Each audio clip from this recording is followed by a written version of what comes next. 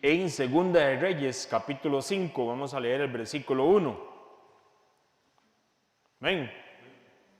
Dice, Naamán, comandante del ejército del rey de Siria, era un hombre de mucho prestigio y gozaba del favor. Oiga muy bien, oiga qué manera. Gozaba, ¿qué dice? Del favor de su rey, porque por medio de él, el mismo Creador había dado victoria a su país. Era un soldado valiente, pero tenía una enfermedad en la piel. Hay versiones que dicen que él tenía lepra. En cierta ocasión, los arameos que habían salido a merodear capturaron a una muchacha israelita y le hicieron criada de la esposa de Naamán. Versículo 3. Un día la muchacha dijo a su ama, ojalá el amo, o sea Naamán, fuera a ver el profeta que hay en Samaria, porque él lo sanaría de su enfermedad en la piel. ¿De dónde era Naamán? Era de Siria, era de un país vecino. De hecho, está al noroeste. Si usted ve el mapa de Israel, en el lado noroeste está Siria. Y rara vez estos países, Siria e Israel, incluyendo en tiempos modernos, han estado en términos amigables. Pero debido a la desobediencia de Israel y debido a las circunstancias que se dieron con Salomón, después de David viene Salomón y el pueblo, imagínense que Israel, bueno, el reino se divide y pasa todo aquello. Todos esos, y que comenzaron a llegar reyes muy malvados. El Padre Creador en su permisibilidad va a disciplinar, y hay una parte donde viene que Israel va a recibir las consecuencias de toda esa indisciplina, de todo ese pecado.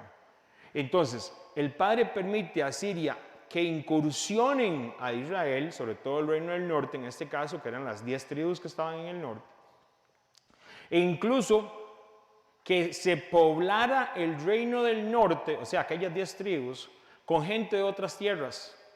Y la gente que vivía ahí, que eran israelitas, de las 10 tribus que habían ahí, fueron llevadas a otras naciones. Naamán, interesantemente,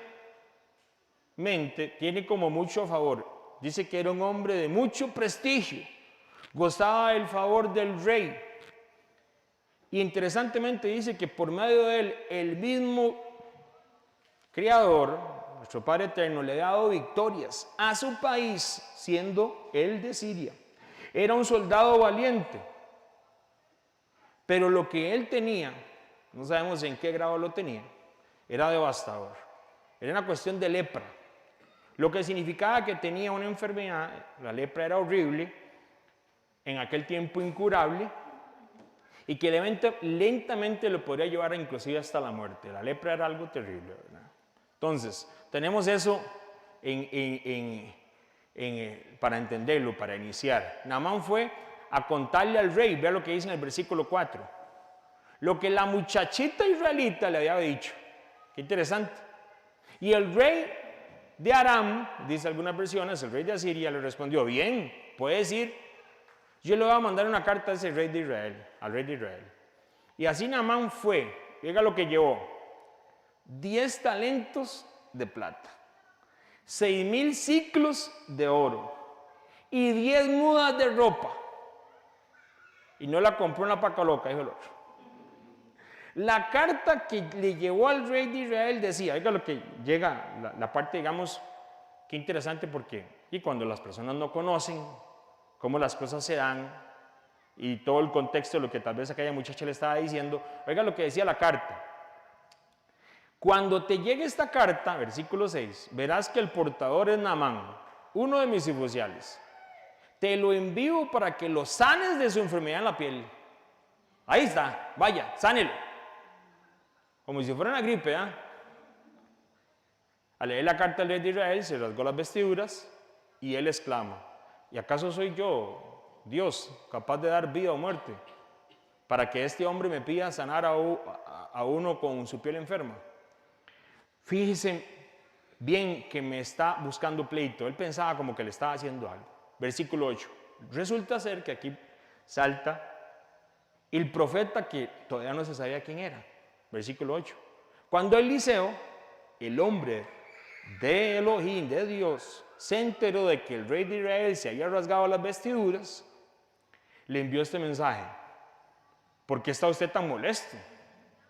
Mándame usted a ese hombre para que sepa que hay profeta en Israel. Qué manera con Eliseo, ¿verdad? Qué reacción. Mándeme usted a ese hombre para que sepa que hay profeta en Israel. Entonces, hay un propósito. El padre tiene un propósito con Naamán, ¿sí o no? Claro. Y a pesar de que esa muchacha había llegado como a servir a esa casa, ella no se esperó y le dijo las cosas como tenía que ser, y dijo: allá hay un hombre que le puede ayudar. En medio de estas cosas, versículo 9 dice: así que Naamán, con sus caballos y sus carros, fue a la casa de Eliseo y se detuvo ante la puerta. Así que Naamán, con sus caballos y sus carros, fue a la casa de Eliseo y se detuvo ante la puerta. Versículo 10. Entonces Eliseo envió ¿a quién? Un mensajero. ¿A qué le dijere? Ve, zambúllete 7 veces en el río Jordán, y así tu piel sanarás y quedarás limpio. Versículo 11. Y Naamán se enfureció y se fue quejándose. Yo creí que el profeta saldría a recibirme personalmente para invocar el nombre de Elohim, del Señor su Dios, y que con su movimiento de la mano me sanaría la piel de mi enfermedad. ¿Acaso los ríos de Damasco, el Albaná y el Farfar no son mejores que todo el agua de Israel? ¿Acaso no podría yo zambullirme en ellos y quedar limpio? Oiga lo que dice: furioso, dio media vuelta y se marchó. Entonces, el Padre Eterno tiene un propósito con Naamán. Y así lo mostraba inclusive las cosas que él había hecho, cosas que a veces inclusive la palabra no menciona. Pero ¿qué problema es cuando la expectativa es la incorrecta? Y a veces nosotros manejamos la expectativa con respecto a lo que yo creo. Tiene que ser así, de esta manera.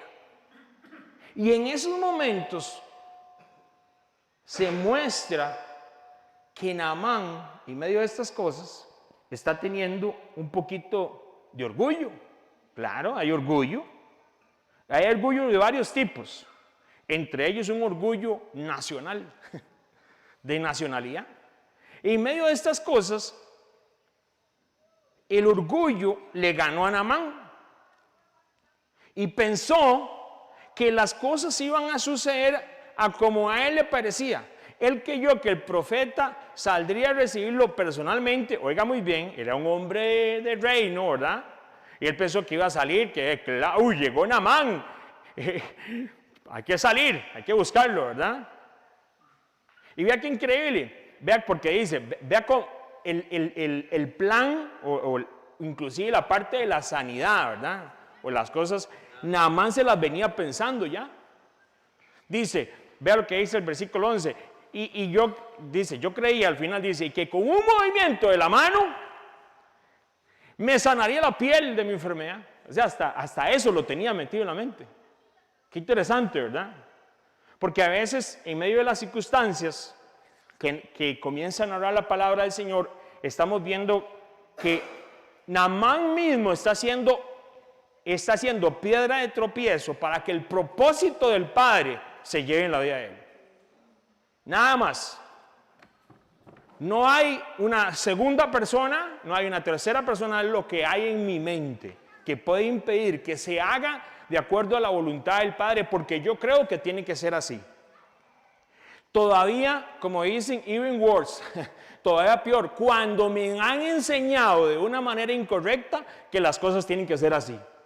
Y yo creo que tienen que ser así porque así lo dice, vea la mayoría de la gente, y yo no sé, pero yo creo que el mundo no puede equivocarse.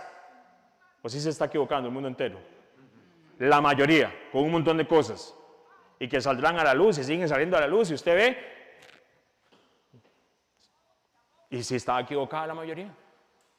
Y si está acá la mayoría. Entonces hay muchas cosas que Naamán, en este caso, él está haciendo como un stop ahí, para que se lleve el propósito del Padre en su vida. ¿Acaso los ríos de Damasco, el Albaná y el Farfar no son mejores que todo el agua de Israel? Se le salió el amor a la patria, como dicen, ¿eh? Oiga, ya lo que es estar en otra nación, porque aquí se da mucho, pero digamos, a estar en otra nación y decir nombres, y que le decían a la gente, where is Costa Rica? Le decían a uno. Costa Rica belongs to Mexico, ¿verdad? Le decían a uno. Oiga, y eras como la gente se enoja. Con Costa Rica es una playa de México, le decían a uno. Vienas oiga, pero tranquilo, ¿qué es el problema? Edúquelo. Si no llevaron estudios sociales, allá usted le enseña, saca un mapa, le dice, esto chiquitico aquí de 51.100 kilómetros cuadrados es Costa Rica. Es más pequeño que un montón de estados. Pero la parte es esa. A veces inclusive hasta la parte del orgullo, de lo que a mí me dijeron, de lo que hizo mi papá, de lo que me contó mi abuelo, impide que el propósito del Padre se lleve en nuestras vidas. A Naamán le pasó. Versículo 10. Entonces Eliseo envió un mensajero. Ni siquiera se dignó a salir a verme. ¡Qué increíble! Mandó un mensajero a un hombre que estaba preparado para estar frente al rey de Asiria y todo, para que le mande un mensajero. ¿Usted sabe lo que es? No ofenda a los mensajeros. Tal vez le llegue la comida, le puede llegar un mensaje del Padre. Y le dice al mensajero, zambúllete 7 veces en el río Jordán y así tu piel se sanará y quedará limpio. El propósito del Padre Eterno era sanar a Naamán, pero lo estaba ganando el orgullo o las estructuras mentales que a veces se desarrollan dentro de nosotros, en nuestras propias cabezas, con lo que hemos pensado, con lo que han dicho mis amigos, con lo que me dijeron en el cole, con lo que me dijeron en la universidad. Hay un montón de estructuras y de cosas que impiden que el Padre pueda hacer en la vida de nosotros, pero no es nadie más que nosotros mismos. No es el Padre que no pueda. A Naamán no se le pidió nada que no pudiera hacer. Y con hacerlo alcanzaría parte del propósito. Él quedaría con vida y quedaría sano. Oiga lo que dice. Tal vez usted ha escuchado este pasaje bíblico y se aplica para muchas cosas en la vida y se aplicaría inclusive hasta para Naamán. Este mandamiento que hoy yo te ordeno a obedecer no es superior a tus fuerzas, ni está fuera de tu alcance. Oiga muy bien. No está arriba en el cielo para que preguntes, ¿quién subirá al cielo por nosotros para que nos los traiga y así podamos escucharlo y obedecerlo? Tampoco está más allá del mar para que preguntes, ¿quién cruzará por nosotros hasta el otro lado del mar para que se nos los traiga y así podamos escucharlo y obedecerlo? No, dice la palabra está muy cerca de ti, la tienes en la boca y en el corazón para que la obedezcas. Si era que se metiera en el río 7 veces, era que se metiera en el río 7 veces, sencillamente como eso. Lo que leía está en Deuteronomio 30:11 por aquello. Deuteronomio 30 al 11 al 14. Entonces, versículo 13. Ay, Naamán, dele gracias al Padre que andaba con criados que eran bien sabios.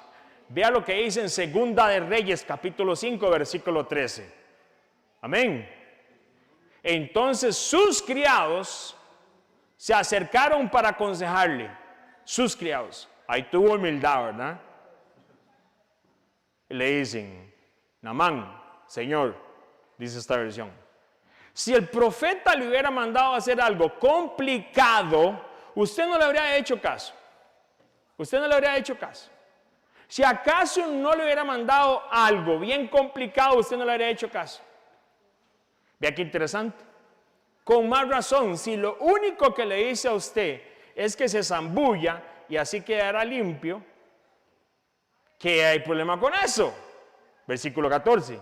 Así que Naamán, por consejo del criado, porque ya iba, me imagino que iba camino ya a Siria, iba todo enojado, bajó al Jordán y se sumergió ¿cuántas veces? 7. según se lo había ordenado el hombre de Dios. Entonces su piel se volvió como la de un niño y quedó limpio de la lepra. Naamán volvió con todos sus acompañantes y presentándose ante el hombre de Dios, dijo: ahora reconozco que no hay un Dios en todo el mundo excepto el de Israel. Le ruego a usted aceptar un regalito que le traje a usted, servidor. ¿Cuánto era el regalito? Pero Eliseo le respondió: tan cierto como que vive el Señor. Y aquí vemos que Eliseo era un hombre del Padre, ¿verdad? Que iba de acuerdo a la voluntad del Padre. Dice: no voy a aceptar nada. Y por más que insistió Naamán, Eliseo no accedió. Se podría decir que Naamán tenía sus propios enemigos. Claro que sí. Y ya esos propios enemigos casi le impiden que se dé el propósito de él, del Padre, en su vida. Y esos enemigos estaban impidiendo de que él fuera sano. Me imagino que habría muchas otras cosas que el Padre, por lo que dice de Naamán, el Padre posiblemente tenía en su propia vida para desarrollar su propósito en ese hombre, a pesar de que era de una nación como la de Asiria, porque así lo dice la palabra. El orgullo, quien internamente demandaba que Eliseo saliera a verlo. Sal. ¿Cómo que me mando mensajero? Las cosas a mi manera, no como el Padre lo puede disponer. ¿Qué problemas con eso?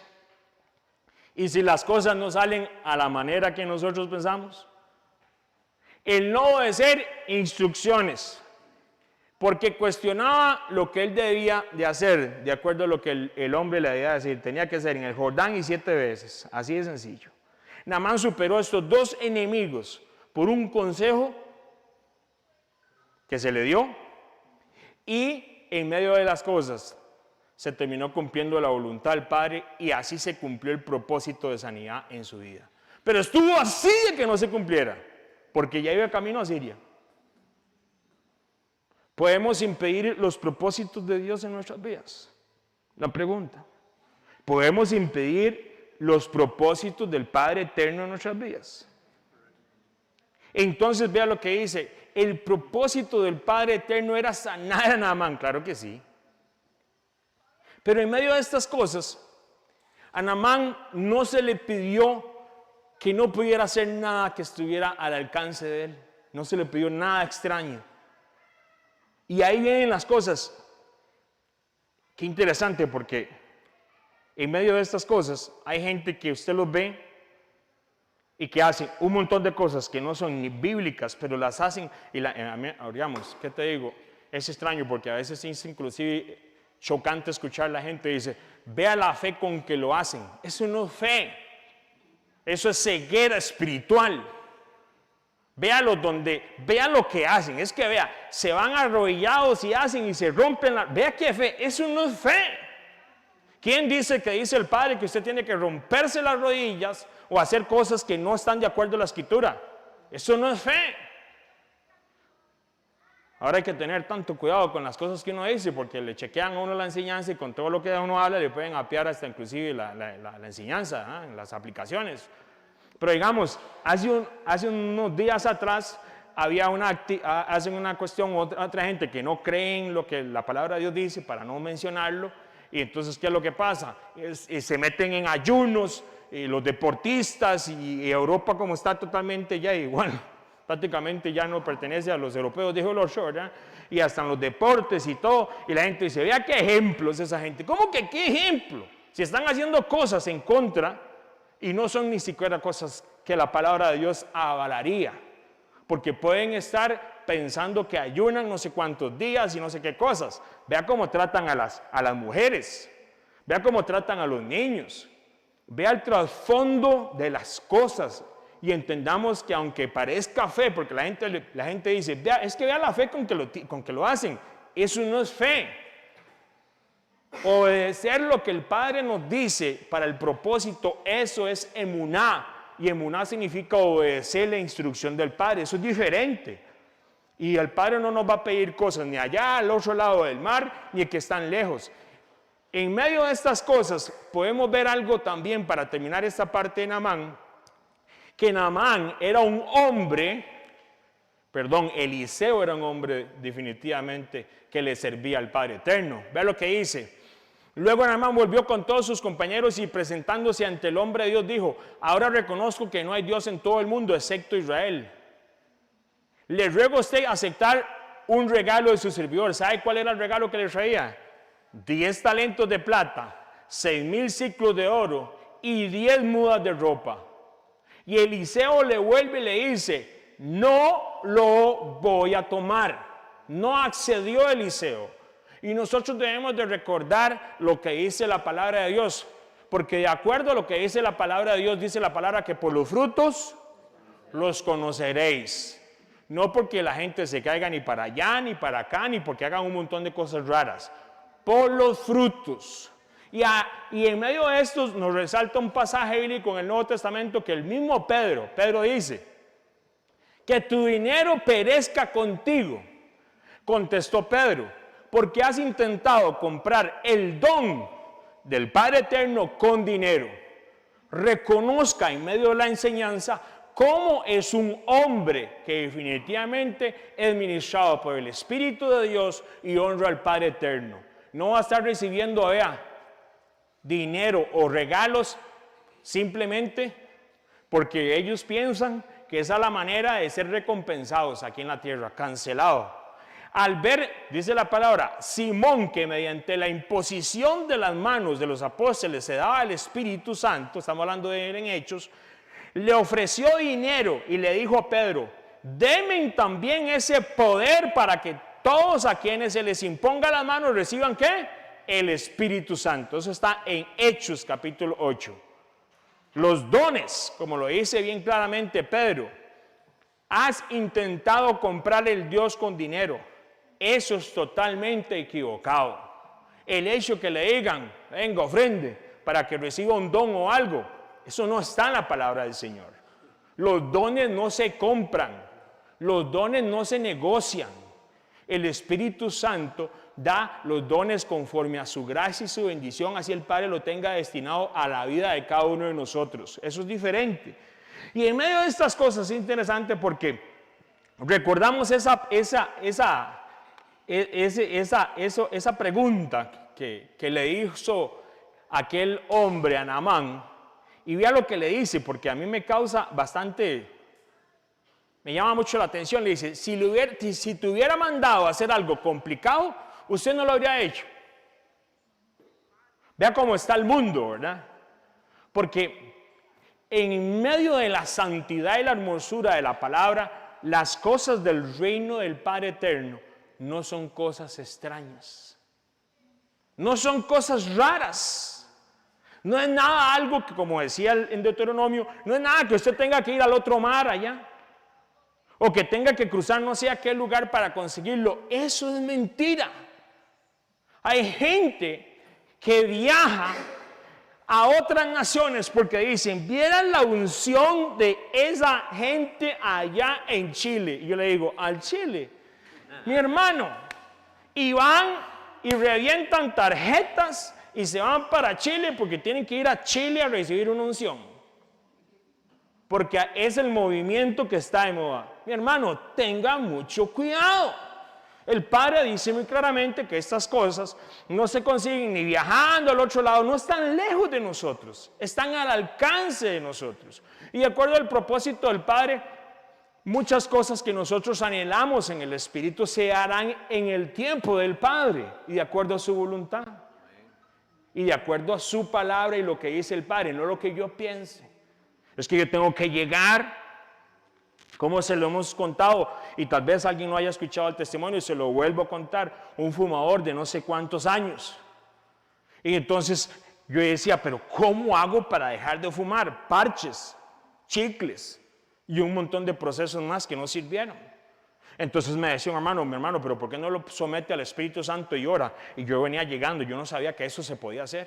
Y entonces, ¿qué es lo que pasa? Fui a una reunión y me dijeron: vaya a esa reunión para que oren por usted. Entonces yo llegué a la reunión con la expectativa de lo que habíamos, de la manera inmadura mía, que yo iba a llegar y que seguro me iban a poner la mano en la frente, iba a caer para allá, iba a pegar brincos y echar espumarajo por la boca. Yo no sé qué iba a pasar, porque eso es lo que estaba mucho de moda en ese tiempo. Cuando llega un hermano y me dice, usted quiere que yo ore por usted, ¿verdad? Ah, sí. Le digo yo, sí, claro. Y yo digo, como una mano seguro, va a ponerme la mano, así me pongo, soy de pie. Ora por usted. Y siguió orando por todo el mundo. Y yo aquí, sentado en la reunión. Y al final me dijo, vamos a orar. Yo le pido al Espíritu Santo que ponga en tu cuerpo un rechazo a la nicotina. Y que el Padre restaure tus órganos en el nombre santo de nuestro Creador. Amén y amén. Y yo me fui decepcionado de la reunión porque yo pensé que iba a caer para atrás o que iba a pasar algo, espumanajo, nada. Y yo dije, no sé, algo. Eran como 15 años de estar fumando. Al otro día, mi incredulidad me hace agarrar el paquete de cigarros y ni lo boté, ni lo boté. Oiga la poca fe. Pero el Padre sabe con quién estaba tratando. Y me voy para afuera y golpeo el paquete y saco el cigarro y me lo pongo aquí. Y donde me lo voy a fumar, donde me pongo el cigarro en la boca. ¿Qué es esto? Y me dieron ganas de vomitar. Ahí entendí la oración del varón el otro día. Y en el transcurso de la noche, que dormí no sé cuántas horas, posiblemente 7 horas o algo así, el Padre puso algo en mi cuerpo para rechazar algo que había aceptado por más de 13 años. No es a mi manera. Y yo estaba pidiéndole al Padre que hiciera su milagro. Otro namán, jupón, ¿eh? Agarré el paquetico, lo rompí, lo eché al basurero y me tiré de rodillas ahí mismo y le empecé a orar, Padre, gracias por sacar de mí el deseo de fumar después de tantos años y después de todos los intentos que hice. Y fue la última vez que fumé en mi vida. Y cuando eso tenía tantos años, imagínense. Ahora tengo tantos años. Estoy hablando de hace muchos años que no volvió a entrar ese deseo en mi cuerpo. Pero porque yo pensaba que era de esa manera y que eran las cosas así, qué increíble cómo puede ser que el propósito yo lo puedo evitar. Yo me dejé el paquete ahí, yo no le hice caso a la oración de ese varón. Yo no dije, nada, no sentí poder, no sentí fuego, decía yo. Ay, mi hermano. Oiga, como si tuviera que sentir uno algo. Lucas capítulo 3, versículo 1. El propósito del Padre se va a cumplir en nuestras vidas, pero nosotros tenemos que dejar que se cumpla. Amén. Hubieron otras cosas que le oré al Señor y fui a buscar al mismo Señor. Y le dije, ¿por qué no ora por mí en esto? Y él se reía y se sentó conmigo y oró por mí. Yo voy a orar con usted, pero usted sabe que hay cosas que van en un proceso. Sería muy fácil, yo venía llegando. Sería muy fácil, de cierta manera, pero yo no sé, yo oro por usted. Pero usted sabe que yo creo que con esto va a ser un proceso, me decía. Y qué bendición que me enseñara eso. Porque sí, hubieron cosas que duré años. Una cosa era el cigarro, otra cosa era el alcohol, otra cosa un montón de cosas. ¿Por qué? Sí, mis hermanos, la gracia del Padre. Pero bendito sea el Padre, ahí entendí que unas cosas eran así y otras con un proceso. Y que hay que un proceso de sanación. Por eso a las personas no se les puede decir, vea, no, sí, Dios se lo va a quitar eso así, ya.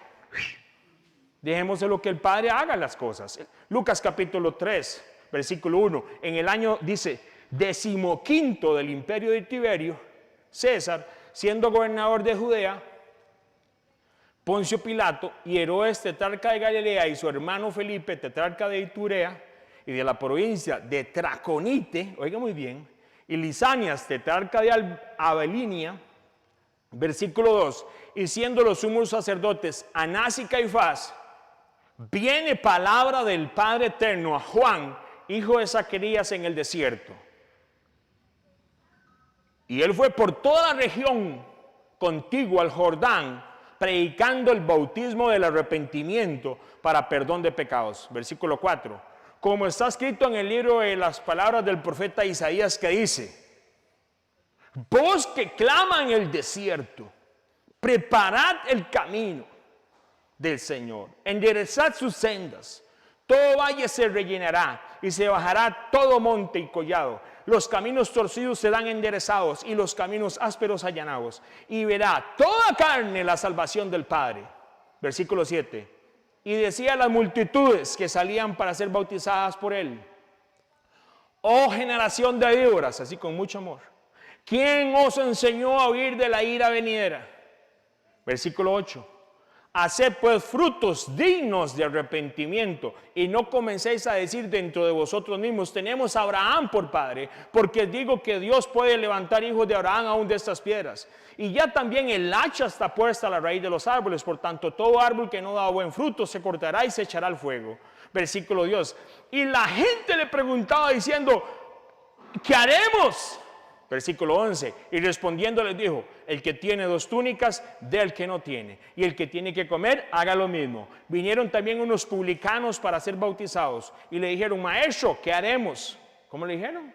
Maestro, ¿qué haremos? Versículo 13, él les dijo: no exijáis más de lo que está ordenado. Esos eran unos publicanos. También le preguntaron unos soldados, diciendo: ¿y nosotros qué haremos? Y él les dijo: no hagáis extorsión a nadie, ni calumniéis, ni contentados con vuestro salario. Con vuestro salario.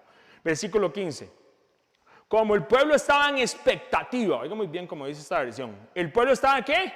En expectativa, preguntándose todos en sus corazones si acaso Juan sería el Mesías, o sea, el Cristo. Respondió Juan diciendo a todos: yo la verdad os bautizo en agua, pero viene uno más poderoso que yo, de quien no soy digno de desatar la correa de su calzado. Él los bautizará en Espíritu Santo y en fuego.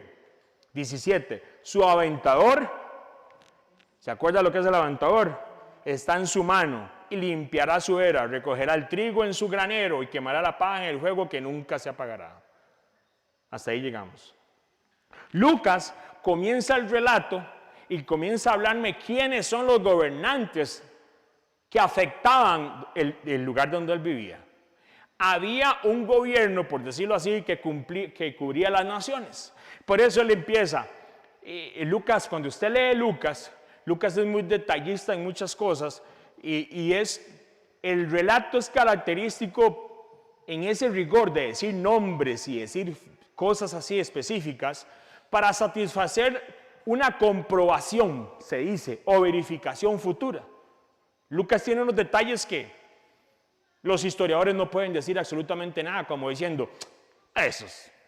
No, vaya a leer a Lucas y vea la parte histórica, y Lucas da unos detalles en los cuales es como diciéndole a la gente, como si algún día en la universidad le sale a usted un de esos que no creen en nada de la Biblia y se burla de usted.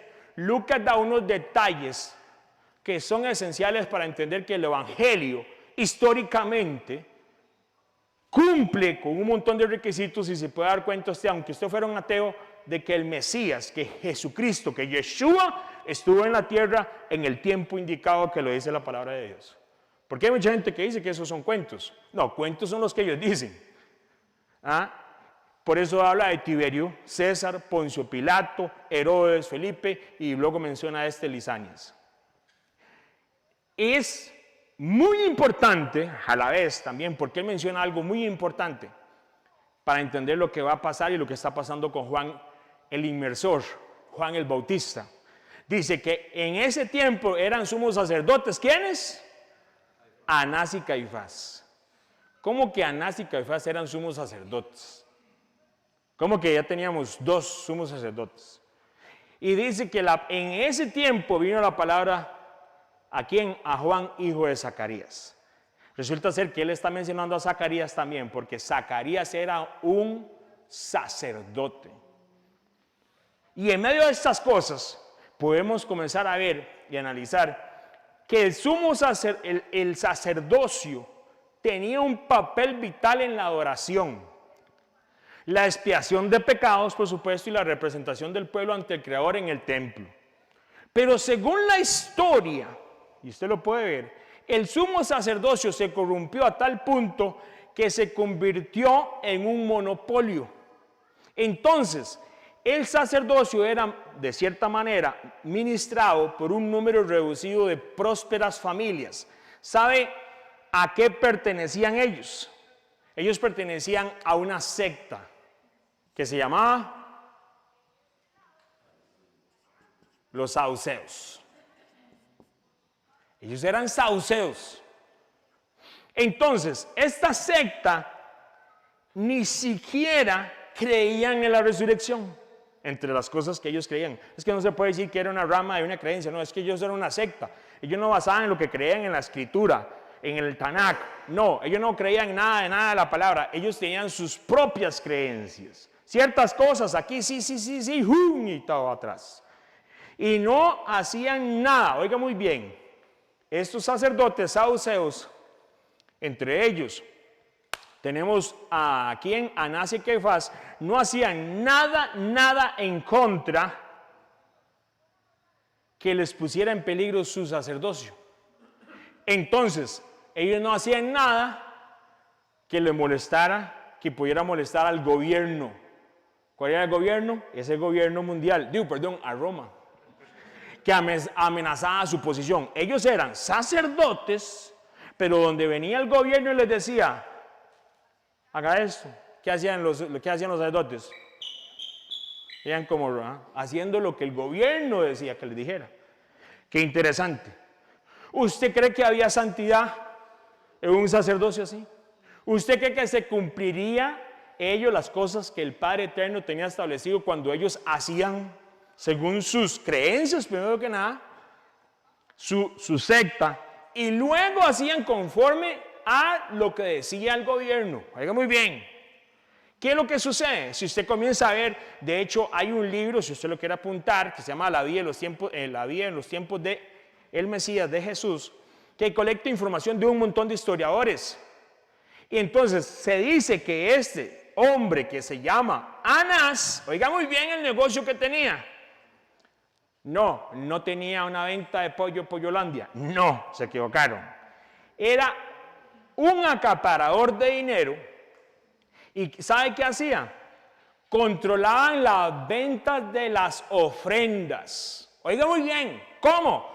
Se recuerda que se tenían que subir a Jerusalén ¿cuántas veces al año para las fiestas? 3 veces al año. Y el hombre dice la palabra, no te presentarás con las manos vacías ante el Rey Eterno, ¿verdad? Ante el Padre Creador. Entonces, estos sacerdotes corruptos controlaban gran parte del comercio de los animales y los cambios de moneda en el templo. O sea, ellos ponían el dólar a lo que ellos quisieran, por decirlo de alguna manera, y se llenaban los bolsillos de dinero a expensas de los humildes peregrinos que llegaban con tal de adorar en el templo, porque así estaba en la escritura. Claro, usted lo ponía a comprar una palomita con el dinero que se podía comprar un cordero, para que usted vea la diferencia. Eran malos, ellos estaban corruptos. De ahí la importancia que Lucas mencione el gobierno que los oprimía al pueblo, un gobierno que oprimía al pueblo, para que vaya apuntándolo a ver si le suena tal vez algo parecido a una película que un día vio, y el sistema religioso que abusaba de aquellos que querían adorar al Dios. Tal vez usted lo haya escuchado en algún momento. ¿Puede hacer el favor? Desde que si no se me caen todos los micrófonos ahí. Entonces, yo no sé si usted ha escuchado eso. Entonces, la parte es esa, qué increíble, porque llegaban los peregrinos de lugares muy lejos. Imagínense que en el libro de Hechos dice que llegaba, venía, gracias amor, es que no me puedo agachar por aquello, porque si no me caen los micrófonos y todo aquí, puedo apagar todo. Entonces, ¿qué es lo que pasa? Imagínense que en el libro de Hechos dicen que venían Felipe, ¿quién? El etíope. ¿De dónde venía el etíope? ¿Cómo me dice? De Cartago, ¿verdad? De Etiopía. Y venían de Etiopía a presentar sus ofrendas, y cuando llegaban, porque tal vez usted no iba a llevar la ofrenda de Etiopía, entonces llegaba y compraba tal vez, si era gente muy pobre, tenían que comprar como un tipo de palomita para hacer una ofrenda. ¿Y saben qué les cobraban? ¡Qué increíble! Esos eran el sacerdocio que había. Entonces Lucas no está diciendo estas cosas simplemente por decirlas, sino porque en medio de estos tiempos convulsos, donde el gobierno mundial de aquel tiempo estaba sometiendo a Israel y había un sacerdocio que se había olvidado de la palabra, y era muy posible que, como dice el libro de Ezequiel, Ezequiel, cuando habla que la presencia del Padre se va del templo. ¿Ha leído usted esa parte de la palabra? Ya no había milagros. De hecho, usted puede ver el milagro de aquel hombre que estaba tirado a la par de un estanque por 38 años.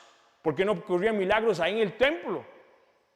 En un estanque, y pasaban las aguas y se movían, y eso cuando el Mesías dice, aquel hombre que dice, oye, no hay nadie que me ponga las aguas cuando pasa para recibir milagro. ¿Por qué no había milagros? ¿Será que ya el templo ya estaba tan corrupto, con Herodes y sus amiguitos, el sacerdocio y demás? Pero no solamente eso, el sistema religioso en apostasía, el gobierno abusando de las naciones sometidas. Versículo 2, Lucas 3. Y siendo sumos sacerdotes Anás y Caifás, vino palabra de Dios a Juan, hijo de Zacarías, sacerdote, en el desierto, y fue por toda la región contigua al Jordán, predicando el bautismo ¿de qué? Del arrepentimiento para perdón de pecados. Vea lo que dice el versículo 7. ¿Quién salía con Juan? Multitudes. El versículo 7 dice, y las multitudes que salían para ser bautizadas por él, Juan les decía, oh generación de gatitos. No, le decía, oh generación de víboras. Y luego podemos ver eso, porque él le dijo eso. ¿Quién os enseñó a huir de la ira venidera? Aquí hay un común denominador. Juan está dando claves porque son multitudes que van a ser bautizadas, y él les dice, ¿quién les enseñó a huir de la ira? Ellos sabían, el pueblo de Israel sabía, a pesar de que no tenían la Biblia ahí en el teléfono, a pesar de que no teníamos, como nosotros que tenemos a veces hasta 4 o 5 Biblias en la casa, de estudio y demás, ellos conocían. Las multitudes sabían que iba a venir un juicio a Israel. Y que en medio de ese juicio, si iba a venir ira y demás, alguien se iba a presentar en este proceso. Y era el Mesías. Y teníamos que prepararnos porque el Mesías venía. Entonces, vea qué interesante, tenemos varias cosas. Tenemos un gobierno, por decirlo mundial, en aquella época que oprimía al pueblo. Teníamos un sacerdocio, un mundo religioso, voy a ponerle los religiosos aquí, que también abusaban del pueblo. Y en medio de estas cosas hay apostasía. ¿Y sabe qué es lo que el pueblo está esperando? La venida del Mesías. Yo no sé si usted capta lo que tal vez en la Escritura dice claramente para los tiempos finales. ¡Qué increíble! Dice la palabra, y decía las multitudes que salían para ser bautizadas, oh generación de víboras, ¿quién los enseñó a huir de la ira venidera? Hacer pues frutos dignos de arrepentimiento. Lo interesante es que estas multitudes salían, y estos israelitas sabían de estas cosas. ¿Qué pasa? Y ahí es donde viene la preparación para nosotros. Cuando las multitudes comiencen a entender de que viene la ira del Padre, igual como lo dijo Juan el Bautista, porque las multitudes van a buscar ayuda. ¿Usted qué les va a decir?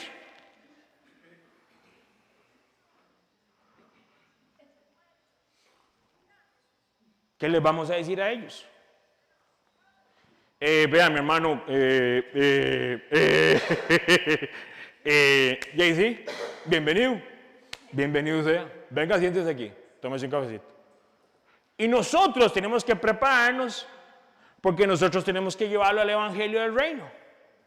Y el Evangelio del Reino se introduce con algo bien sencillo, como Juan nos da una clase hoy. Es Juan el Bautista. Juan el inmersor.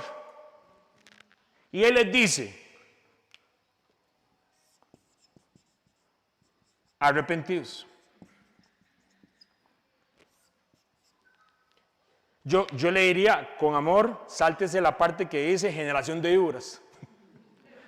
Porque usted y yo éramos una víbora en algún momento, ¿verdad? Esperamos ya no serlo, ¿verdad? Y luego vamos a ver por qué le dice generación de víboras.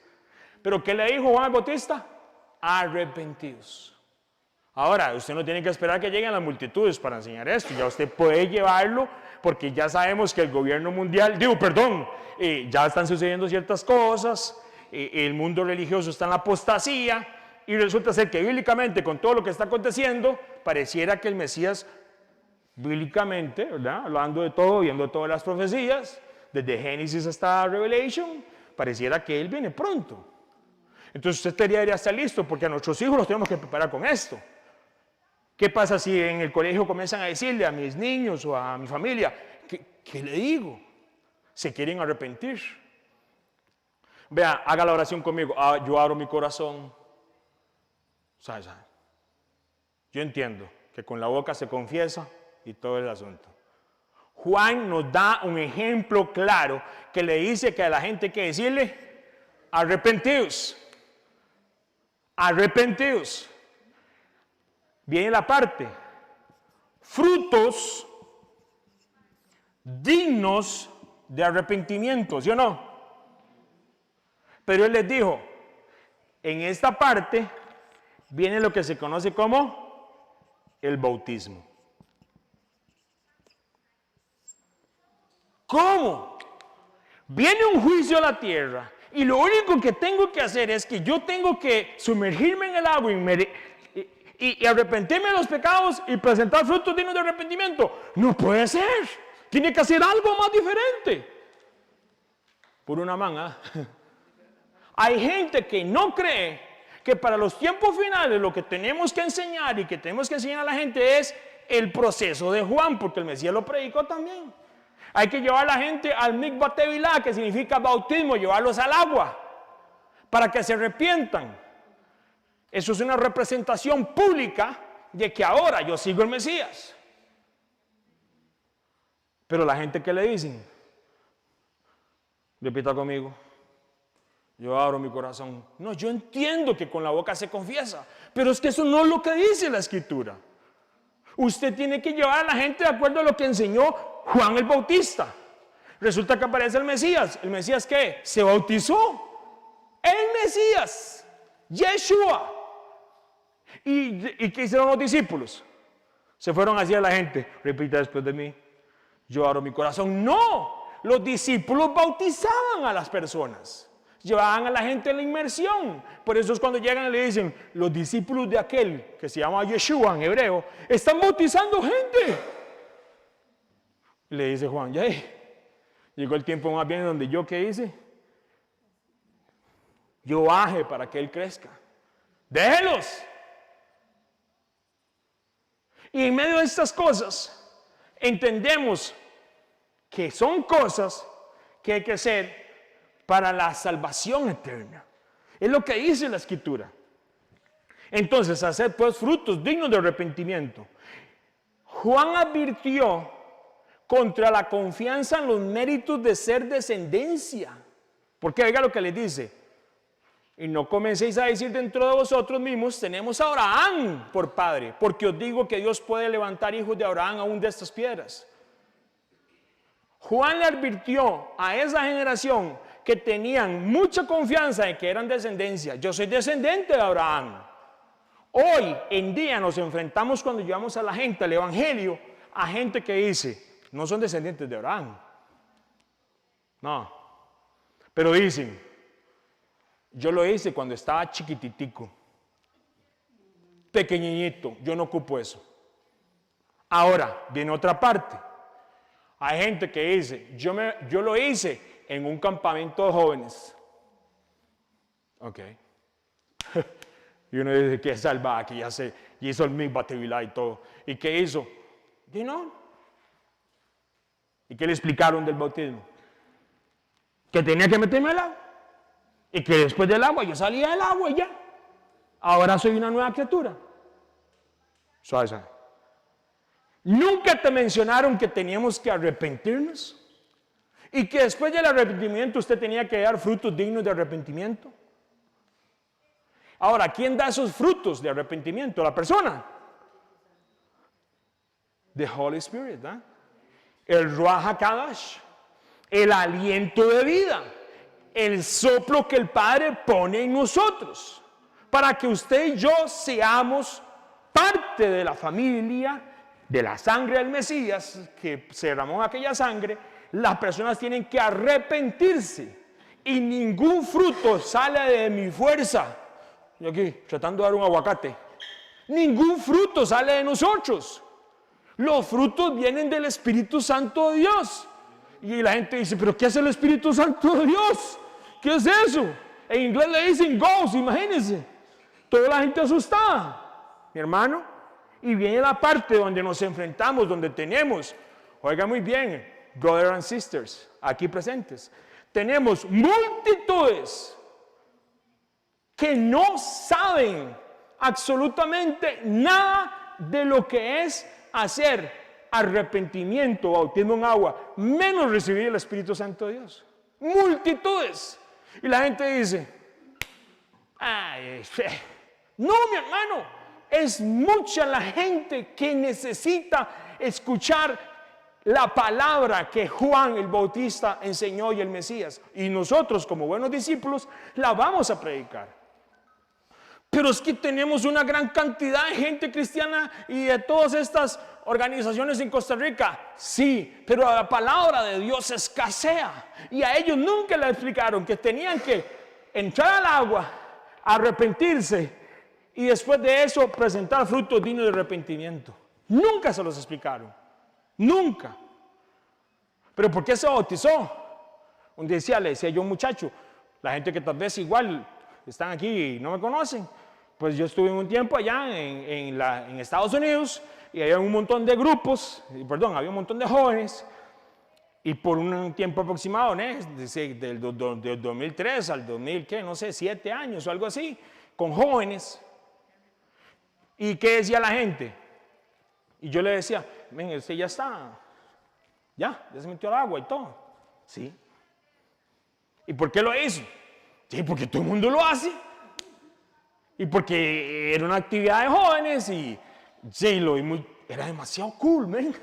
Le dan camisa gratis. Oh, really? Padre eterno.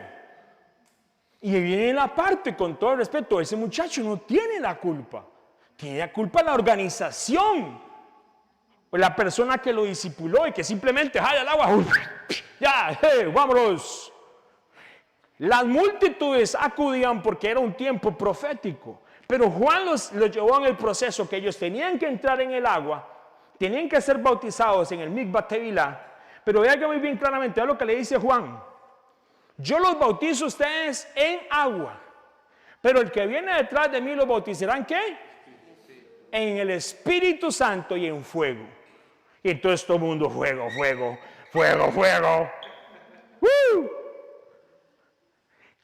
Viene una pregunta necesaria. Vean lo que dice en medio de estas cosas. Ya también el hacha está puesta a la raíz de los árboles, versículo 9, estoy en Lucas 3. Lucas 3, versículo 9. Ya también el hacha está puesta a la raíz de los árboles, por tanto, todo árbol que no da buen fruto se corta y se echa en el fuego. ¿Qué? Juan no está hablando de agricultura. Juan está hablando de almas y vidas. Y la persona que no dé buen fruto se va a cortar y se va a echar ¿a dónde? Al fuego. A la gente hay que enseñarle a esto. Entonces, por eso tenemos que llevar a la gente al bautismo, al arrepentimiento, para que reciban el Espíritu Santo del Padre. Entonces, ahora, yo no sé usted, pero ellos entendían que los tiempos no eran buenos, por eso las multitudes acudían a Juan. Y también entendían que había un hombre del Padre allá en el desierto predicando. Amén. Y vea la pregunta en el versículo 10. Una pregunta totalmente válida. Cuando alguien se va a bautizar, y oiga lo que dicen, y la gente le preguntaba a Juan diciendo, ¿y qué hago? ¿Y qué hago? Y empieza Juan a enseñarle. Vea lo que dice. Vea lo que dice. ¿Qué haremos? ¿Qué le va a decir a la gente a usted? Entonces, recordemos, inmersión en el agua, arrepentimiento de pecados. Hay que enseñar a la gente qué es pecado también. ¿Cómo se puede decir usted en el Nuevo Testamento qué es pecado? De acuerdo a la palabra en el Nuevo Testamento. ¿Qué dice la palabra que es pecado? No, el pecado es que, digamos, como el hermano tiene tantos años y es liguista y no juega, entonces yo emulo a él. No, eso no es pecado. Pecadito que es liguista, ¿verdad? Pecadito, ¿verdad? ¿Qué dice la palabra que es? El pecado es la transgresión de las instrucciones del Padre, de la ley, de los mandamientos. Nadie puede decir otra cosa. Eso lo dice la Escritura. Entonces, vea qué interesante. Inmersión en agua, arrepentimiento para perdón de todas las veces que yo transgredí la palabra del Padre. ¿Sí o no? Orgullo de que soy descendiente de Abraham. Orgullo de que fui a aquella doctrina y que usted me va a decir a mí, si yo soy bautista del sur allá de Estados, ¿cómo me dice eso? Si no sabe estas cosas, hay que bautizarlo. Frutos dignos de arrepentimiento, muy importantes. Y la gente dice, ¿ahora qué haremos? El que tiene, versículo 11, el que tiene 2 túnicas, dé al que no tiene. El que tiene que comer, haga lo mismo. Versículo 12. Vinieron también unos publicanos para ser bautizados y le dijeron, maestro, ¿qué haremos? Él les dijo, no exijan más de lo que está o se está ordenado. También le preguntaron unos soldados, llegaron hasta soldados, y nosotros queremos, y le dijo, no hagáis extorsión a nadie, ni calumnien a nadie, y contentados con vuestro salario. Ok, entonces, me está haciendo la lista de cosas. Entonces, ok, yo me arrepiento de todas las veces que transgredí los mandamientos del Padre, me arrepiento, quito todo ese orgullo que me dice que yo no me... Yo soy descendiente de Abraham, yo soy descendiente de los Sánchez, de los Ángeles, de Atenas, de Grecia, y todo ese montón de cosas que me impiden ser humilde, ¿verdad? Yo tengo que presentar frutos dignos de arrepentimiento, y Juan me da unos ejemplos. ¿Qué dice? Compartir con el que tiene necesidad. ¿Es algo extraño? ¿Es algo fuera del que no lo puedan hacer? El que tiene 2 túnicas, que tiene 2 abrigos, ¿quién trajo 2 abrigos hoy? Mentira. El que tiene que comer, ¿quién trajo ahí algo, galletas o algo, verdad? Páselo. Cualquiera que fuera su trabajo, oiga muy bien, hágalo bien y con imparcialidad. Están trabajando y están robándole al jefe. Eso es robar. Están trabajando y no hacen la tarea como tiene que hacer. Eso no es bueno ante el reino de los cielos. Vea lo que dice, no roben. Y le dice, no exijan más de lo que está ordenado. Cuidado con la gente que hace negocios. Cuidadito. Y se aprovechan de otras personas. Esa licuadora está, mi hermano, que viene saliendo como solo bueno. Y le aprieta el botón hasta que sale chisperosa. Así se la vende como si estuviera nueva. Tenga cuidado. No hagas extorsión a nadie ni calumnien. O sea, no hagan acusaciones falsas. Ahora yo le pregunto, ¿hay algo extraño en lo que dijo Juan? De todas estas cosas. Yo se los aseguro que si Juan les hubiera mandado a hacer algo complicado a los religiosos, no a la gente, a las multitudes, a los religiosos como esos sacerdotes, ellos lo hubieran hecho. Pero como eran cosas tan sencillas como ser imparcial, no robar, ser honesto y cosas que son del día a día, no lo hicieron. ¿Cómo no lo hicieron? No lo hicieron. Algunos de ellos no lo hicieron. No había nada extraño que hacer. No. Venía el Mesías y ¿qué les dijo? O sea, en otras palabras le están diciendo, tiene que ver con la conducta suya. La venida del Mesías y la ira y estas cosas tienen que ver con la conducta de las personas. Porque si alguien se bautizó ya, porque el mismo Juan les dijo, ustedes son un montón de víboras. ¿Quién les enseñó a escapar de la ira venidera? Porque muchos se venían a bautizar seguro por miedo, ¿verdad? Y sabían que había salido la voz que clama en el desierto. La profecía de Isaías de 600 años antes de que el Mesías naciera estaba ahí viva. El mismo sacerdocio y toda la gente sabía que estaba pasando algo. Y tenga cuidado porque por miedo no saltamos la ira de Dios. La ira de Dios se evita con arrepentimiento, meternos al agua y dar frutos dignos de arrepentimiento. ¿Por qué? Porque usted ya, la gente que estamos bautizados, usted es un ejemplo para llevarle a la gente que aún no se ha bautizado. ¿Me voy a explicar? No aquí no, pues aquí estamos demasiado, qué manera, no, aquí no, en el trabajo, con sus amigos, con sus amistades. Porque si usted no es un ejemplo claro, una carta abierta, como dice Pablo, para que ellos se arrepientan, usted no entendió por cuál el propósito del Padre lo puso en esta tierra y le enseñó todo lo que le enseñó de la palabra del Señor. El Padre nos da conforme al propósito de Él. Y si al que más se le ama, más se le exige. Y si usted, en vez de estar llevando a sus amistades, familiares y demás, a este proceso para llevarlos al reino, usted está haciendo piedra de tropiezo. Y un día se le pedirá cuentas como aquel hombre que tenía talentos, un día se le pedirá cuenta de acuerdo a lo que se le haya dado a usted. Y así lo dice la palabra. Entonces, mis hermanos, no es que me bauticé, cool, man, una foto aquí con el, 8 aquí. Me bauticé, so cool, ¿y ahora qué? Frutos dignos de arrepentimiento. Con todo respeto, matrimonios. Aquí mi esposa y yo, se lo decimos.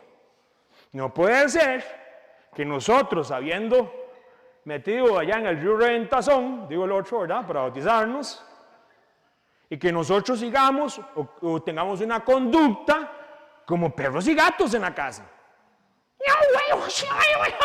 No sé, me lo explico, ¿verdad? Y luego yo al muchacho, el vecino, mi hermano, vengo a predicarle el evangelio, el arrepentimiento. Y dice, oiga muy bien, no quiere decir que los matrimonios no tengan problemas. Oiga muy bien, amén. No quiere decir que los matrimonios no tengan momentos así. Pero una cosa es una situación ahí y otra cosa es que usted ya es así, constante, todas las semanas. Todos los meses, bronca tras bronca, tras bronca, tras bronca. Eso, mi hermano, con todo el respeto, eso no puede ser. ¿Qué le está enseñando usted a sus hijos? ¿Qué le está predicando usted a las familias? Y eso es para nosotros, aquí, para Papachi, para Genji. Porque no crea que esto es para ustedes, esto es para nosotros.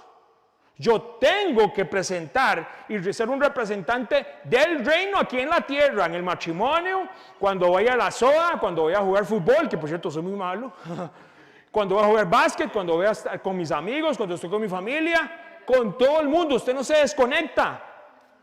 Entonces, dice la palabra del Señor. ¿Le dijo algo Juan raro a esta gente? ¿Quisiera? No. Arrepentimiento, entendiendo que el pecado de la transgresión, cuando yo no respeto, cuando yo no honro los mandamientos del Padre. Pero alguien me dijo, pero es que entonces yo soy salvo ya en la sangre del Mesías.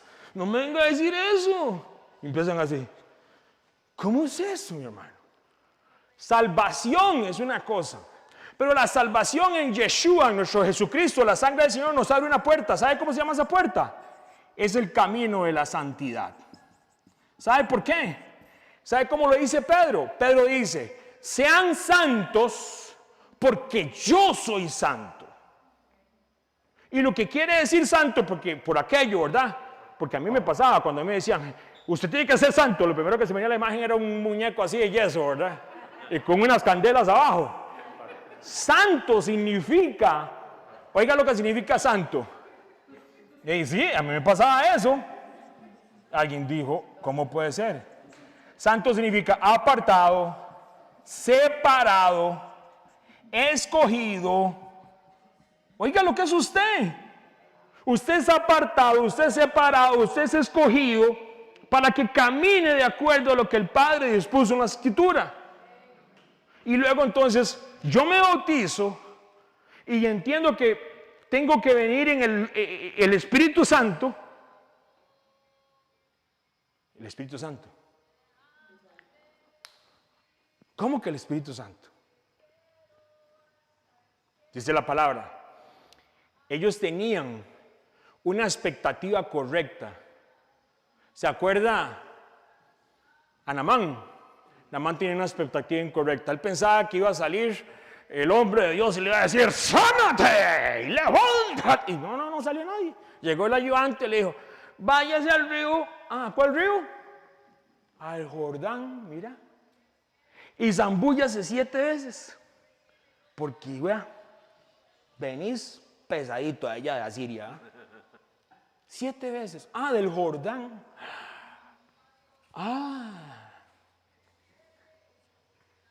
Estas multitudes buscaban a Juan el Bautista cerca del Jordán. Juan el Bautista estaba en el desierto y Juan el Bautista no es un loco por aquello. Si usted una vez ve una película que ponen en los meses entre marzo y abril y ponen un Juan así todo distorsionado y loco, así. Juan no era un loco. Juan simplemente caminaba con una camisa, con una ropa, con unas túnicas, que lo que representaba era, ¿qué representaba esa ropa? ¿Se acuerda cuando se ponían de silicio? ¿Qué estaban representando? Arrepentimiento, dolor, porque el templo y la multitud no conocían al Padre por culpa de los que supuestamente tenían que enseñar. Esa piel que usaba Juan y la comida que él tenía, eso es normal, la miel silvestre. Alguien dice, ponen ahí como Juan un loco distorsionado, entonces dicen que no, así no es. Pero lo interesante de estas cosas es que esta gente tenían una expectativa del propósito correcto. ¿Sabe por qué? Oiga lo que dice la palabra. Yo le leo esta promesa que estaba en el Antiguo Testamento. Yo se la leo, ¿me permiten?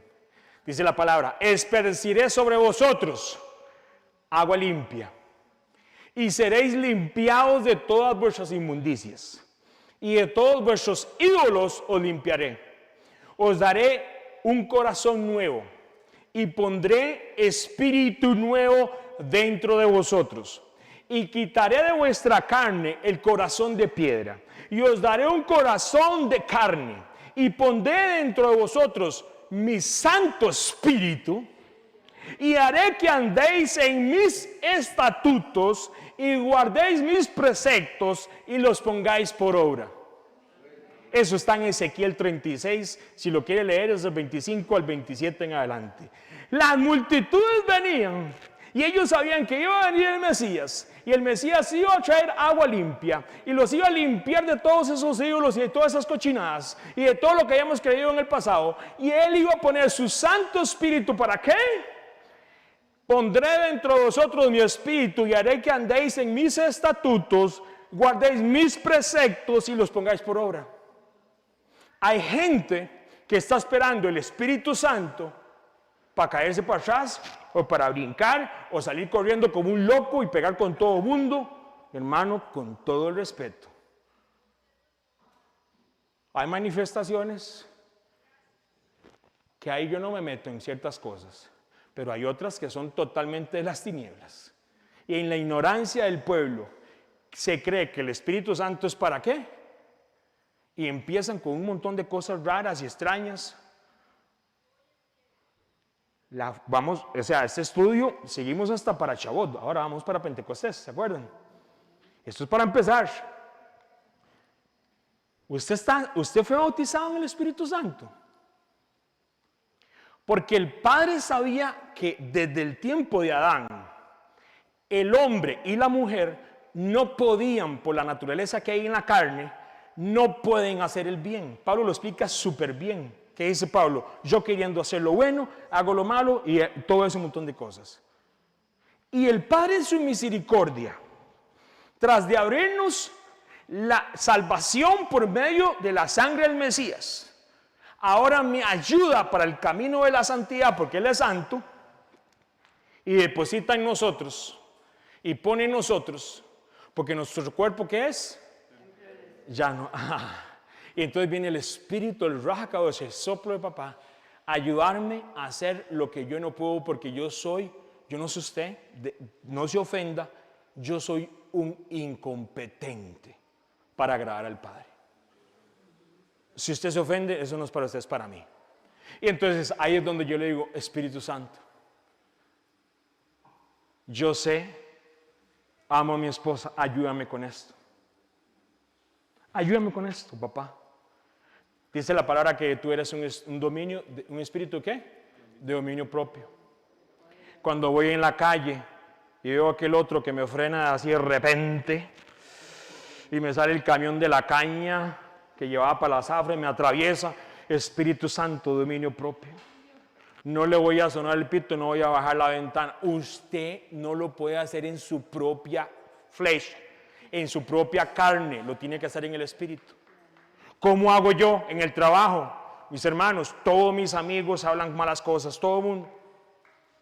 Apártese entonces. Si usted no tiene el dominio propio y termina hablando como ellos, si usted no tiene el dominio propio y termina tomando guaro como ellos, si usted no termina teniendo el dominio propio y termina comiendo como ellos, hasta en el comer, claro, por agradar a la gente, venga, ¿cómo es eso? ¿Qué es esa payasada? Venga, le zampan a uno. No. Todo el respeto. Yo eso no lo comparto. Así es sencillo. Y se enojan. ¿Y quién se cree? Usted le va a decir, no, yo no me creo nada. Trato de agradar al Padre Eterno. No le responda. Tiene que ir con calma. Pasivamente, ¿se acuerda? Cosas pasivas. Porque a veces le decimos, ¿usted qué le importa? ¿Ya para qué? Mis hermanos, el Espíritu Santo, el Ruach HaKodesh, el soplo del Padre, viene primero que nada a ayudarnos a agradarle al Padre. Y si la gente no lo conoce, las multitudes no lo sabían. Eso, ¿usted cree que ese sacerdocio que había en ese tiempo les enseñaron eso? No se los enseñaron. Las multitudes buscaban a Juan el Bautista hasta en el desierto, allá en el Jordán, para bautizarse. Porque era el tiempo que venía la ira del Padre. Venía juicio. Y alguien dijo, ¿y cuándo pasó eso allá? Vea el juicio que sucedió en Israel en el año 70. Que fueron esparcidos, lo que se conoce como ¿qué? Como la diáspora. Y fue destruido totalmente. El Mesías dijo, y cuando vean a Jerusalén rodeado, venía un juicio. Mis hermanos, yo no le puedo llevar el mensaje que el mismo Juan el Bautista, el mismo Mesías, sin saber estas cosas sencillitas. Hay que llevar a la gente al mikvat al bautismo. Ellos se tienen que arrepentir sabiendo que están transgrediendo los mandamientos del Padre. Hay que enseñar a la gente que después de que salga el agua, ellos tienen que dar frutos dignos de arrepentimiento. Y en medio de eso, alguien me decía, ¿y el ladrón de la cruz? Uy, pero ¿qué tiene que ver el ladrón de la cruz? ¿Qué tiene que ver el ladrón de la cruz en todo esto? Déjelo. Él murió. Él fue diferente. ¿Se lo va a jugar usted? Alguien decía, vea, no se bautizó en fuego, no se bautizó en nada. Y vea el ladrón de la cruz. El ladrón de la cruz es un caso excepcional, mis hermanos. Y en la gracia de Dios, denle gracias al Padre que Él tiene misericordia. ¿Sabe qué? La parte es que la gente se les olvida el deseo de papá. ¿Cuál es el deseo de papá? Que todos alcancen salvación.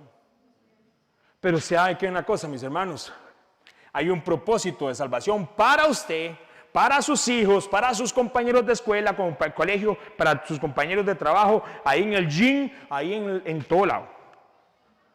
Pero puede ser, mis hermanos. Nada más leo este pasaje hélico y ya vamos concluyendo. He aquí vienen días, dice Jehová, en los cuales haré un nuevo pacto con la casa de Israel, aleluya, y la casa de Judá. No como el pacto que hice con sus padres el día que tomé su mano para sacarlo de la tierra de Egipto, porque ellos invalidaron mi pacto, aunque fui yo un marido para ellos, dice Jehová. Pero este es el pacto que haré con la casa de Israel después de aquellos días. ¿Qué es lo que dice? Daré mi ley en su mente y las escribiré en su corazón. Yo seré a ellos por Dios y ellos serán mi pueblo. Ese es el nuevo pacto. Lo que hay gente que, ¿cómo lo dicen? El Brit Hadashah. Exactamente. Ese es el nuevo pacto. El nuevo pacto se trata de que el Padre pone las instrucciones en el corazón, pero como Él sabe que yo soy tan incompetente, Ezequiel, Él pone el Espíritu Santo para decirle, Henry, yo sé que usted no puede, yo le ayudo. ¡Qué hermoso es el Padre! Y ese es el Espíritu Santo que clama a Él, Abba Padre, como decíamos hace 15 días. Pero vea la parte. Y para ir terminando esta parte, porque alguien dijo, yo, Mikva Tevilá, never. Oh, really? Yo bautizarme, yo bajar al agua, yo arrepentirme. ¿Y el propósito del Padre? ¿Le está pidiendo algo raro? No. Les está pidiendo algo extraño. Ni siquiera son 7 veces para que se meta al río, para que se le quite el olor. No. Es simplemente saber estas cosas. No hay nada extraño aquí. Pero vea lo que pasa, mis hermanos. Vea lo que dice la palabra del Señor. Porque en medio de estas cosas tenemos que entender. No, Henry, no, jamás. No. Vea, si a la gente religiosa los hubieran mandado a hacer un lavado de manos extra, 27 veces por minuto, así, lo hacen.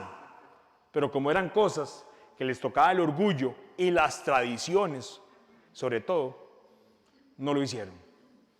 Vamos al libro de Lucas. De nuevo, Lucas. Vamos a leer el capítulo 7 en Lucas.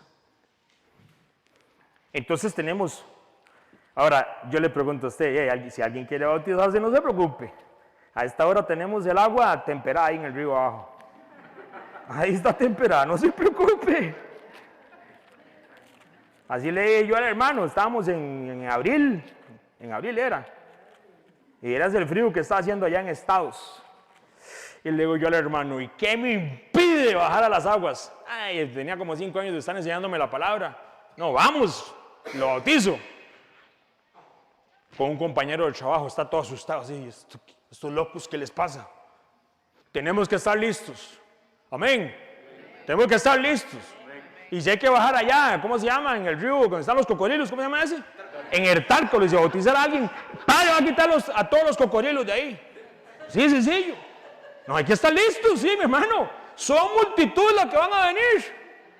Y si a usted le toca el lado de Tárcoles, yo lo llevo, lo dejo ahí. Lucas 7, 24. A mí me toca por allá arriba. ¿Sí? Imagínense. Lucas 7, versículo 24. Oiga lo que dice. Amén. ¿Cuándo? Dice. Versículo 24.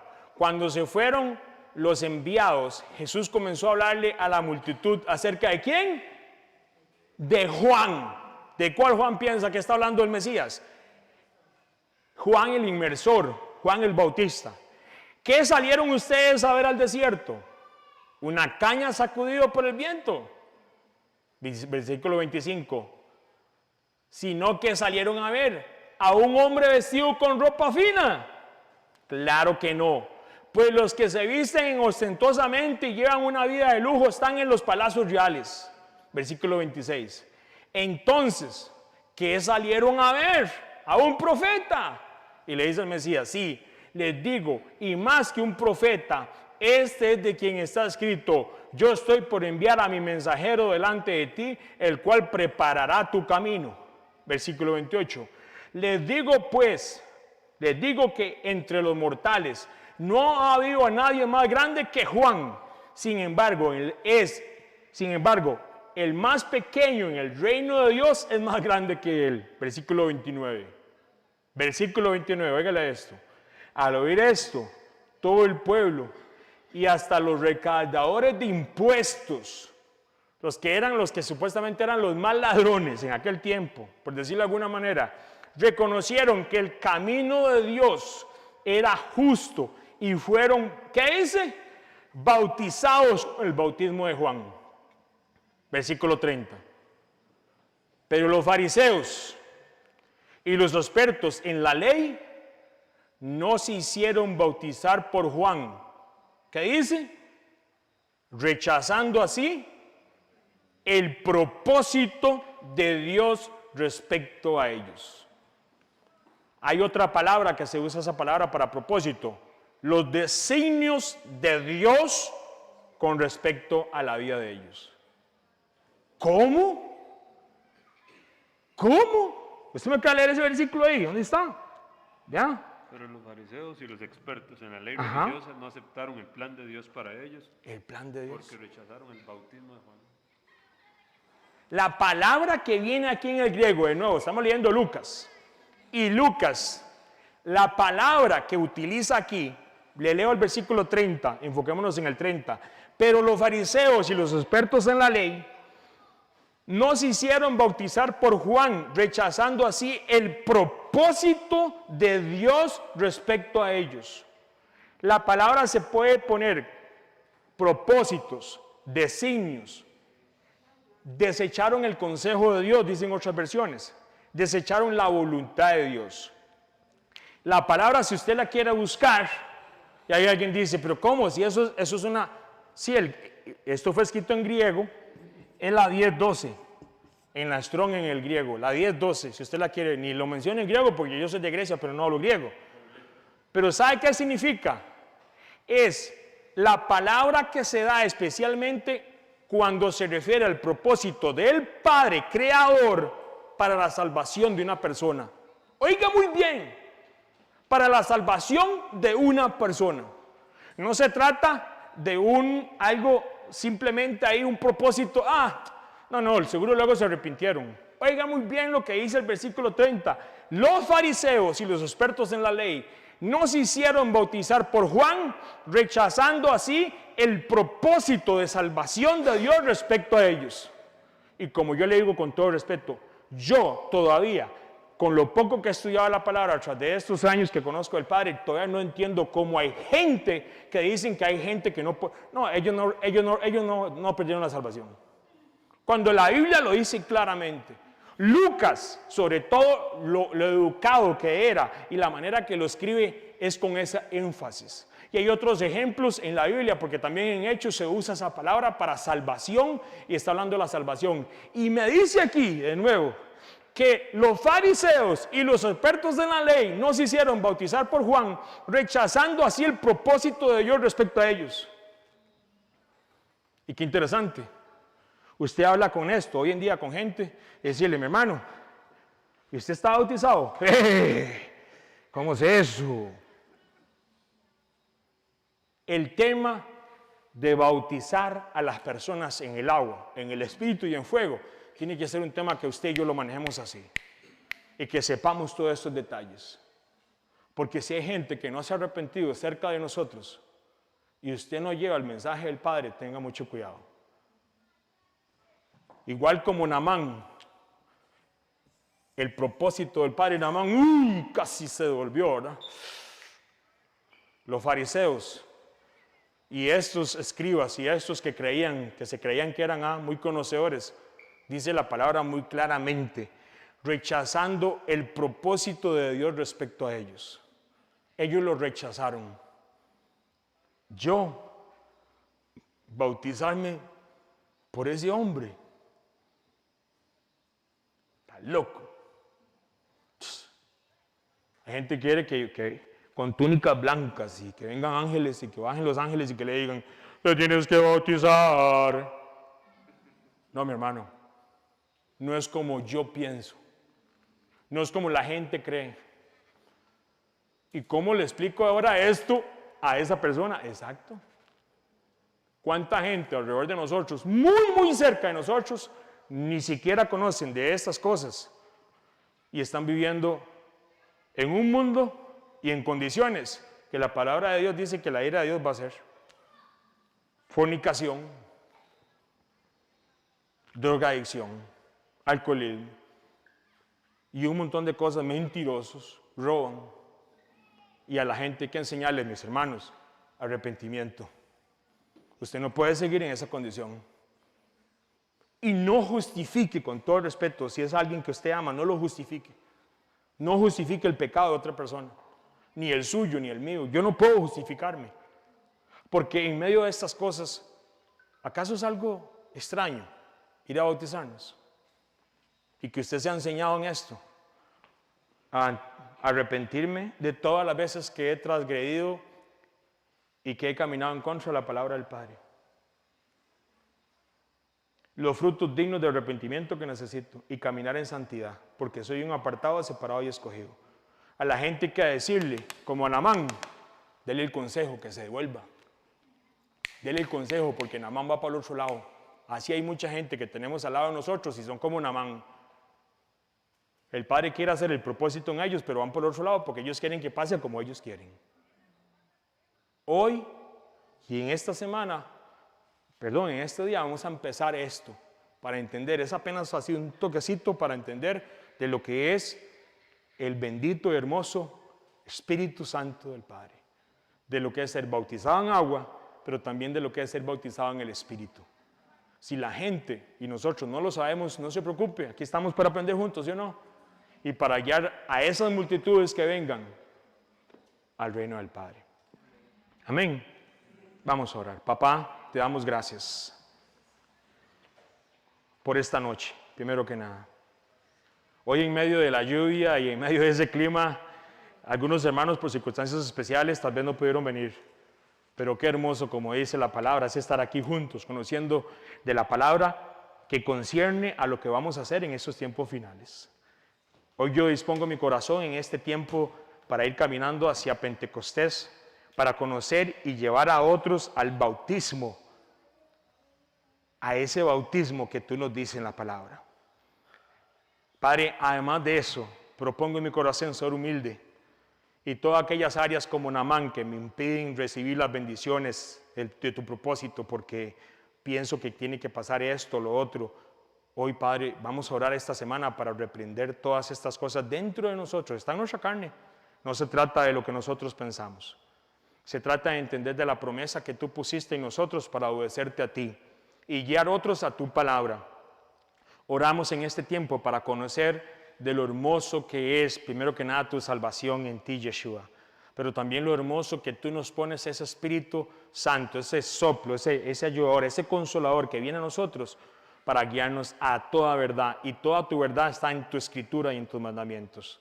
Bendecimos a las familias aquí presentes y nos preparamos para este tiempo. Voy a prepararme para llegar a Shavuot conociendo de todas estas cosas, para llevar a otras personas al arrepentimiento. Pero también si hay áreas en mí que tienen que tener arrepentimiento, hoy yo soy humilde, Padre, y reconozco que yo y mi casa te necesitamos esta palabra. Necesitamos ser educados en estas cosas para glorificar tu nombre y llevar a las personas a tu reino. En tu santo nombre, papá, te lo pedimos. Te damos gracias en esta noche. En tu santo nombre te damos gracias, papá.